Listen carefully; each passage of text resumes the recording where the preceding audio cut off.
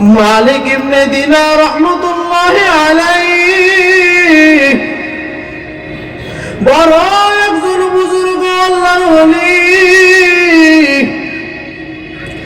মালিক ইবনে দিনার রাহমাতুল্লাহি আলাইহি হজ করতে গেলেন। হজ করতে যাইয়া চিন্তা করতেছে, মনে মনে আল্লাহর কাছে প্রশ্ন করতেছেন, আল্লাহ, হায় আল্লাহ, তোমার কাছে আমি একটা জিনিস ফরিয়াদ করি রে মালিক। হায় আল্লাহ, এই যে লক্ষ লক্ষ মানুষ, কোটি কোটি মানুষ তোমার কাবায় হজ করতে আসে, একবার লাব্বাইক বলে ডাকতে আসে, হায় আল্লাহ, এই মানুষগুলার ভিতরে কার হজ কবুল হয় না আমি একবার দেখতে চাই।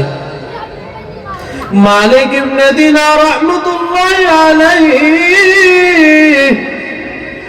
এই কথা স্মরণ করি আল্লাহর কাছে যখন চাওয়া হয়ে গেল, মালিক ইবনে দিনার রাহমাতুল্লাহি আলাইহি গভীর ঘুমে ঘুমাইতেছে।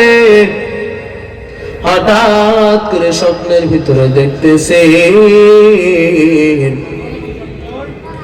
যে একজন লোক নামাজ পড়ে, 5 ওয়াক্ত নামাজ পড়ে, দোয়া করে, মালিকের কাছে কান্না করে, হজ করে 40 বছর ধরে আল্লাহ তাআলা হজ কবুল করেন না, নামাজও কবুল করেন না, দোয়াও কবুল করেন না।